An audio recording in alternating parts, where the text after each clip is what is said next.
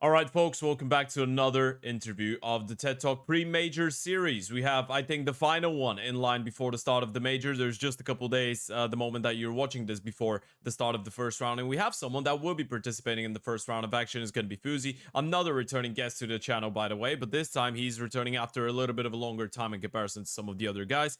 It's been 2 years since we did the first episode, which was focused on, early stages in phzy's career, young ninjas, NIP main team, Sango as well. So if you want to go and check out how he became the player that he is today, pretty much, you can go and give this one a watch. As of right now, though, phzy, it's an absolute pleasure to welcome you once again. How have you been? What are you up to? Um, I've been good. I've been good. I've been all over the world since we last spoke. I guess both in China and now in the US. Yeah, you've been going around the world. You are right now boot camping, preparing for the major. We're gonna get to that in just a little bit. I'm glad you mentioned China though, because this is where we're gonna start a conversation from. Because that happened right after we actually last spoke. You went over to play on Rare Atom, and I think that was one of the more random transfers that I've seen in my life in Counter Strike, and I've seen some wild shit. How did that happen? How did you and Corey? Because for those of the people that don't remember, it was not only you, it was you and Corey that went over. Corey's Hungarian, obviously, but you made that international Rare Atom lineup. How did that come about after Sengo? So when I was in Young Ninjas, we were practicing and playing in the player break, and that's when we practiced versus Linvision a lot, Mm-hmm. and we became not friends, but buddies with those guys, I guess. And that's how I got to know X-Pro. And then after Sangal and everything, X-Pro asked me uh, if I would be interested in joining Raratham and their Mm-hmm. project. So that's basically how I knew X-Pro a little bit, and then he asked me, and then I brought Corey over since we were teammates in Sangal. How did you feel about the prospect of playing primarily in China? Because you did play, what was it, 42 maps or something like that in 5 months while you were there, and you're just going from the transition of the European grind, which you were so used to, playing two, three best of threes per day, to playing in a region that barely has any competition, and when it does, you need to perform. Otherwise, you're just going to be left out of the circuit for a little while. Was it difficult to get accustomed to that change? Yeah, it's very different, especially the practice. I think over there is the biggest difference. There's not that many teams, so you play all the good teams that you have to beat in these qualifiers and tournaments when you're over there. Mm-hmm. You play them like maybe 30 times in practice before you play them in an official. So there's a lot of like mind games and shit going on in practice and stuff. So that's probably even bigger difference than the lack of games, I'd say. Okay, so what would you say? Because we're not gonna focus too much on your period on Rare Atom, because obviously you didn't play as much and it didn't last for too long. But what would you say are the best things that you identified in the Asian region? Do you feel like at your time there, obviously things have developed even further after you left, but do you feel like the Asian region and the Chinese region are on the right track to catch up with Europe? What do you think they're lacking still? I think both China and Mongolia, they have like insane players, like very good skill wise. But I think they both regions lack like a sense of, let's say, leadership, Mm-hmm. especially like maybe from the older players, like maybe let's say Mongols is good now, right? All right. Um, but I guess they like maybe the second or third best Mongolian team lacks like a good experienced IGL to bring up the up and comers, and the same goes for China, right? There's a lot of good players individually, but maybe they lack a bit of how to play in a team together. Okay, and why do you think things didn't work out for you in that specific iteration of Rare Atom? Do you feel like that was maybe just a stepping stone for you? I'm gonna go in and have fun and play Counter Strike there, so I can stay sharp while better offers come around, or you were really invested into the project and things just didn't work out? And if so, why so? No, I was really invested into the project. I think we We really wanted to snatch a major spot for sure, Hmm. and be one of the best teams in China and Asia. But communication was hard, and I think yeah, it just didn't work. Okay, then we move into Wildcard. So you told me how the transfer into Asia came around. How did the transfer to Wildcard come around? Because again, that was a pretty I think surprising and exciting one, but for many different reasons. Because at the time that you joined Wildcard, the team was not necessarily that staple name that it right now is for North American Counter Strike, and it wasn't an organization that we would usually see in international events as Hold much. on a second. It was It's yeah, fucking that's fine. That's fine. No worries. That is the disturbance of cameras sometimes. But yeah.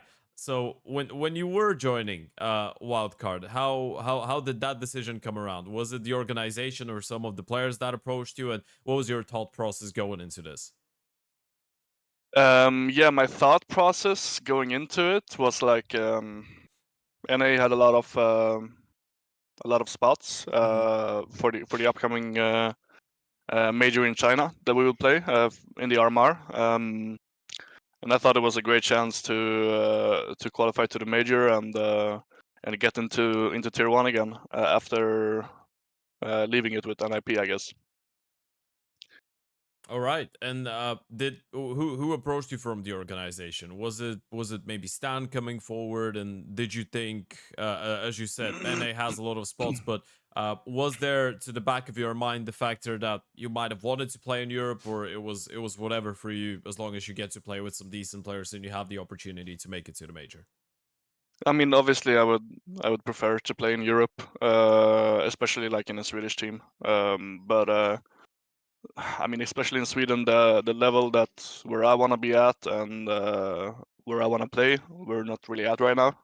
So obviously, I'll pick the best team that I can get, and whether that means like flying across continents to NA or flying across continents to China, like it's a sacrifice I'll have to make, I guess. Okay, and what was the entire thing with you joining alongside susp? Because obviously you are both Swedish. You probably knew each other from before that with the young ninjas and all of the I guess changes that were happening. You knew his brother, that's for sure. And yeah, you just both joined the project out of the blue. Was that something that you and him were kind of speaking about as the news were going in, or it was just a funny coincidence that the two of you ended up on the same team? Um, I think mainly it was them wanting the both of us, not like us planning to go there together. But it's fun, of course, to have another Sweden team. Can you tell me a little bit more about the dynamic between the two of you? Did that help you maybe get accustomed to getting used to a North American scene, an entirely different team organization? Yeah, I mean, I think especially for susp being a bit younger, it's maybe a bit like of a safety line, or how to say, like when making such a big life change as it is, I guess, to have another guy that he knows and another Swedish guy with him. How would you describe him as a player and as a person? As a player, I mean, he's fearless. He's charging heading forward, just diving into the deep and has no fear at all, which I like. It's easy to play with such a player, always taking space, and you can just sit back a bit, let him do the work. So that's nice. And I mean, as a person, he's a good person. I don't know how to explain him as a person, but he's funny and he's nice. Okay, it's good that you think he's a good person. That's at least a step in the right direction. Talk to me a little Yeah. bit about Stanislaw, because I think when you were joining the project, obviously he's the in-game leader, and he's a really experienced veteran in the game, right? He's played a lot of hmm majors, he's played major semifinals, he's lifted some big trophies. But at the time of you joining the team, he wasn't, again, as the team is right now. Stan wasn't as hot as he might be getting. Obviously he's nowhere near where he was with energy and EG, but he still is in a much better position right now. When you were joining the team, he was on his own redemption arc in a way. Did you feel like this was a good opportunity for you to get on your path to redemption the same time that he is on his? And how did you feel about him as an in-game leader initially that you joined? Was it obvious from the get-go that this is a tier one, a guy with a tier one mindset that could take you far? Yeah, I think both him and our coach Vincent is doing a lot for us, and I have a lot of respect for Stanislaw. Like not going to Valorant or anything like that. Like all of the other NA guys, and staying creating his own project like from the beginning without an org, even like not even having a paycheck, and grinding it out. You know. I have a lot of respect for him, and if you can grind when you don't have a salary or when you don't get any money, I was sure that we would grind hard to get to where we can and where we want to. With me and susp joining as well, so that was a nice thing, I think, that I thought of when I joined. What do you feel like his approach was to kind of make you more comfortable within the team? Because this is not the first time Stanislaus played with a European AWPer as well, right? And I would know that because I'm Bulgarian, and obviously Cirque is the elephant in the room in that conversation. Was it obvious that this is someone that has played with multiple different AWPers, nationality wise, and how was the entire process of you communicating exactly what you want to be playing on the team, what type of freedom you want to have, what type of a voice that you want to have? Yeah, I think at the beginning, like it all went pretty smooth, I guess. I've always had like quite a big voice in all the teams that I played in, and kind of being that second caller at times as well, controlling the mid rounds and everything. So Hmm. I think we complement each other good, and I think I got a lot of respect from him early, especially with how I was like mid round calling or controlling some rounds. Yeah, I think we work well with each other.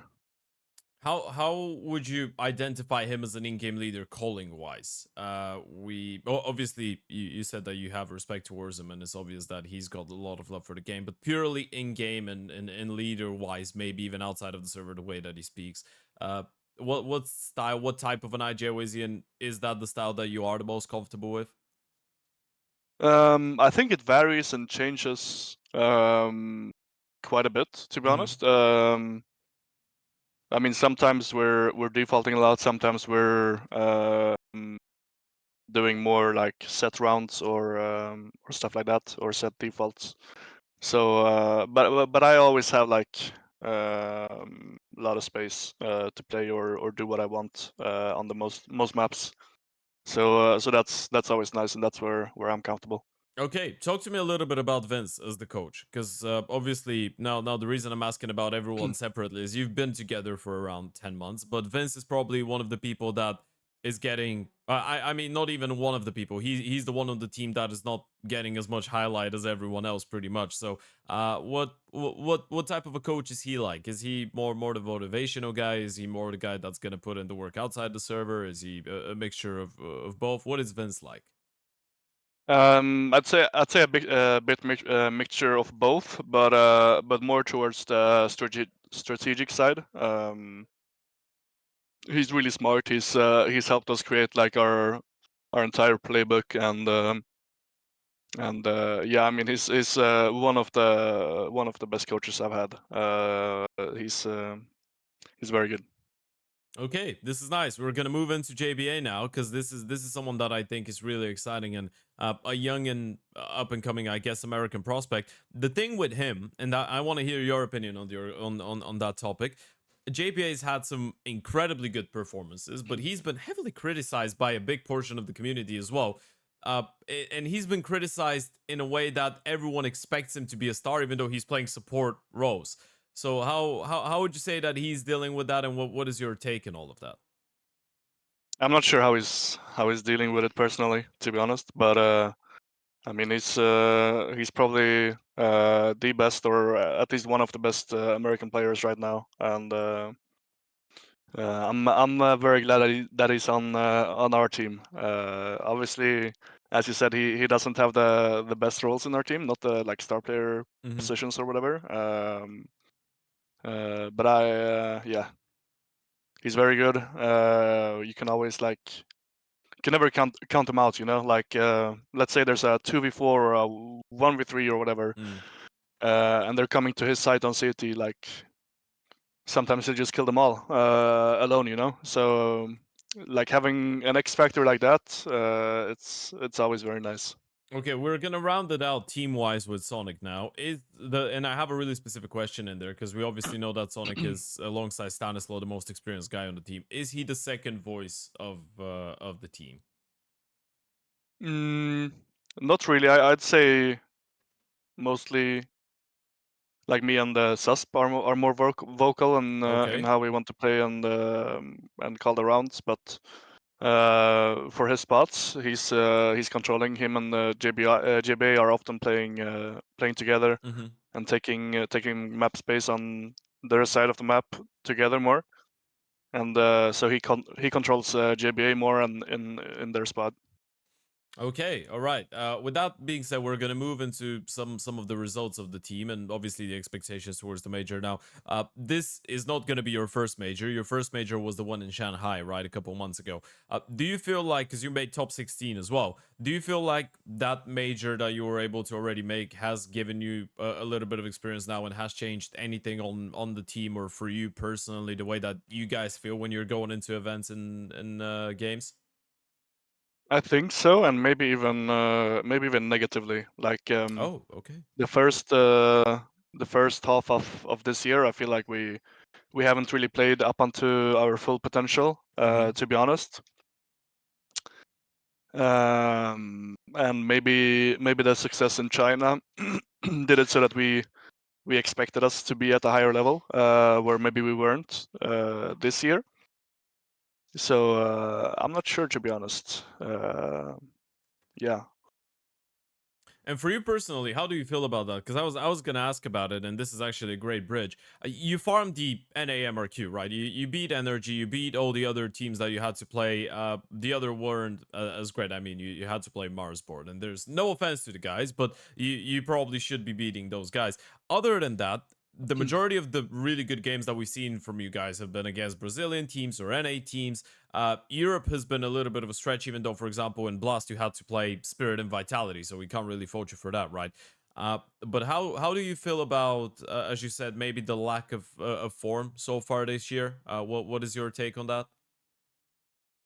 Yeah, I mean, I think it's a mixture of lack of form and having really tough opponents. To be honest, Mm-hmm. in the tournaments that we played, we've had decent to bad results, I'd say.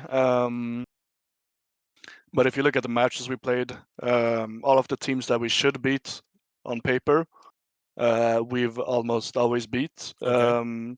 But falling short to the better players and not getting like the upsets like we did in Shanghai. So I mean that's what's disappointing, I guess. Like we played a lot of tier one tournaments at the beginning of the year, but we never really got that upset or uh, that one run in the tournament to like keep us on the rankings or whatever. Do you feel like this is what you need? Do you feel like you just need that one upset against a really good team that's gonna fire you guys up a little bit more? Because it felt like momentum was a big part of what you were doing last year as well, right? When everyone is feeling hyped up, you and stuff going absolutely crazy. And this is when it felt like the team was going well as well. And this is something that we've seen in previous Stanislaw teams actually over the years. This is when Energy, EG were at their best. Do you feel like you just need that one big win that's gonna, lit a spark almost? Yeah, I mean, to be honest, I'm not sure what we need, but it definitely would help, I guess. Okay, and lastly, obviously now you are boot camping for the major. You told me that you're even boot camping in Europe as of right now, and you're about to travel to NA.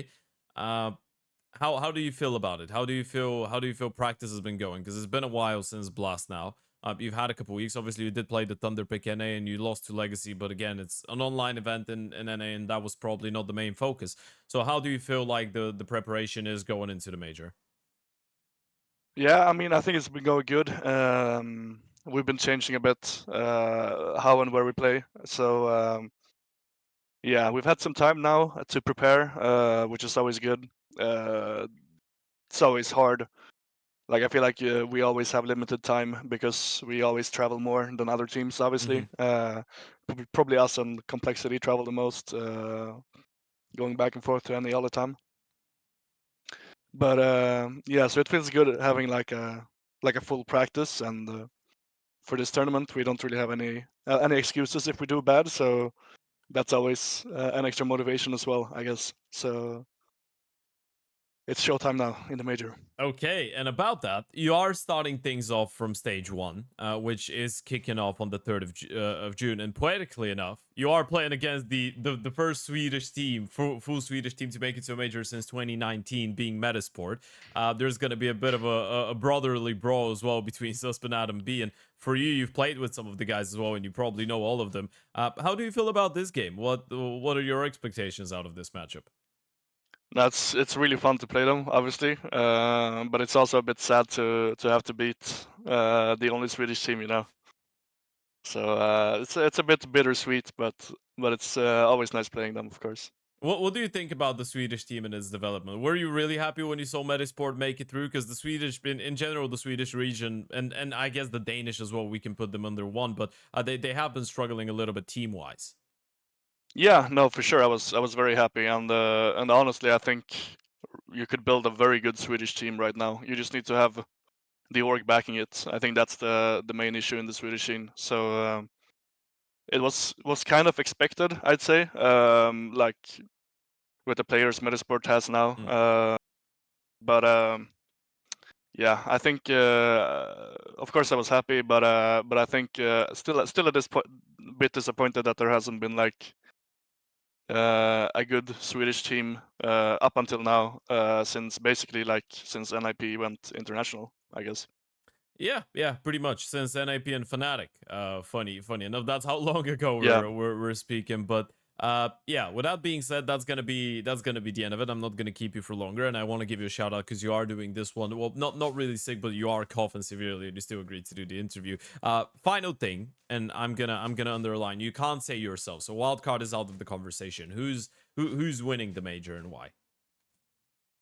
I mean, I can always play it safe and say Vitality, but I'm gonna say MOUZ just to be a bit All different. right. Like if everyone in MOUZ play like they did during Dallas, I think they have a good chance to at least make it to the final. And if they make it to the final versus, let's say, Vitality, maybe they'll come up on top this time. All right. We're gonna find out. Are you putting them in your pick'ems to win it all? Now that's another question. Nah, you No, gotta do it. You told I'll me it's MOUZ. You have to put them in the pick'ems otherwise, or you're gonna be on fraud watch. I'll probably play it safe and put Vitality there. Okay, you know one. You're going with a win-win, right? You either get the diamond coin or your prediction and you wanting MOUZ to win comes true. But yeah, with Yeah, that being exactly. said, thank you very much for joining me. It's been a really pleasant conversation. And I wish you the best of luck going into the major. Thank you. Thank you very much as well for watching, guys. Hope you enjoyed the conversation. Hope you enjoyed the interviews, and wanted to give you a quick shout out to everyone that has been watching the insane amount of interviews we've been putting out lately, considering the major.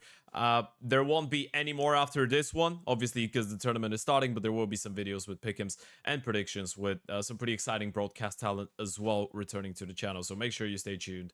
Make sure you go and follow phzy on socials, and make sure you watch Wildcard's games and cheer for Amaranth and the boys. And I'm really sorry for that. There was no way I could ignore it. But yeah, stay safe, and I'll see you soon again. Bye bye.